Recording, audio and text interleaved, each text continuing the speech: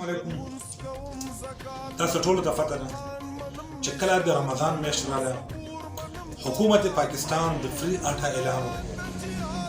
زیاتره په دې ملک کې داسې خلک دي چې هغه ډېر زیات غریبانان دي، د هغو وس نه کېږي. هغې ډېر زیات خوشحاله شو چې د رمضان په میاشت کې موږ ته فری آټا میلاوي. چې کله روژه شروع شوه د ملک کې څومره هم پوینټونو یا ډیلرانو په هغو باندې رش شروع شو، حتی تر دې پورې چې په لاهور په پنجاب کې پکې مړي هم وشول، خلک پکې بې عزته شو، زنانه پکې بې عزته شول، خلکو په ټرکونو باندې لانجې وکړلې، وړې ته وسختول. ډېر بد حالات د ملک نه.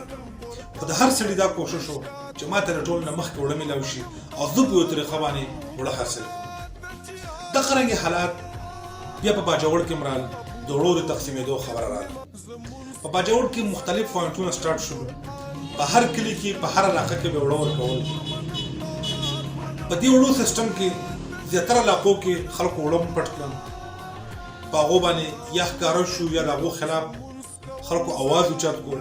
په زیاتره علاقو کې خلکو د وړه وسختول د ډیلرانو نه.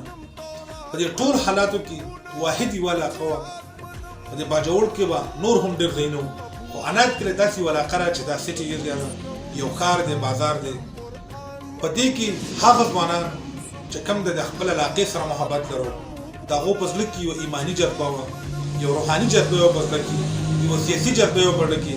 هغوی کېناستل او په متفقه طور باندې په دې کې سیاست ونه کړله او عناد کلي په ډېره بهترینه طریقه باندې وړه ورکړله.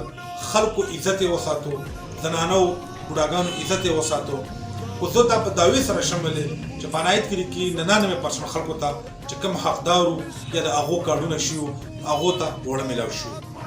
دا پیغام زه ټول باجوړ ته ورکوم چې په سیاسي لیول به د یو بل سره اختلاف کوو، خو چې کله خبره علاقایي لیول ته راله، کله خبره زما د علاقې مفادو ته راله، کله خبره زما د اثر رسوخ راله، نو موږ به د یو بل سره مرسته کوو، موږ به یو بل سپورټ کوو. داسې به نه کوو چې یو بل خلاف موږ لګی شو. د خپل علاقې ګټه، د خپل علاقې ته کوم ترقي ده، دا موږ په اختلاف کې ځایان وکړو. نو زه د عناد کلي کې بیا خاص کر زموږ د عناد کلي چیرمین علي محمد، وسرا محمد رحمان جنرل کونسلر، بیا تاجر برادر صدر عمران ماهر، جنرل سیکرټري پیپل پارټي انیس خان، اختر بادل او لیاقت دیو هغه کردار په عناد کلي کې ادا کړو چې زموږ د عناد کلي خلک د بې عزتۍ نه بچ کړل، د مشرانو کشرانو د بې عزتۍ نه بچ کړل او په یو بهترینه طریقه باندې په هر کلي کې هر کور ته وړه ورسول. په آغاز کې په عناد کلي کې لږه مسله راله، زنانه راووتلې، روډ یې بند کړو. خو بهرحال دا موږ شویلې چې هغه هم زموږ زنانه وي، د باجوړ زنانه وي، خو د مختلفو علاقو نه راغلې زنانه وي. عناد کلي یو خالیه ده. نور په عناد کلي کې ډېر په بهترینه طریقه باندې وړه تقسیم شول.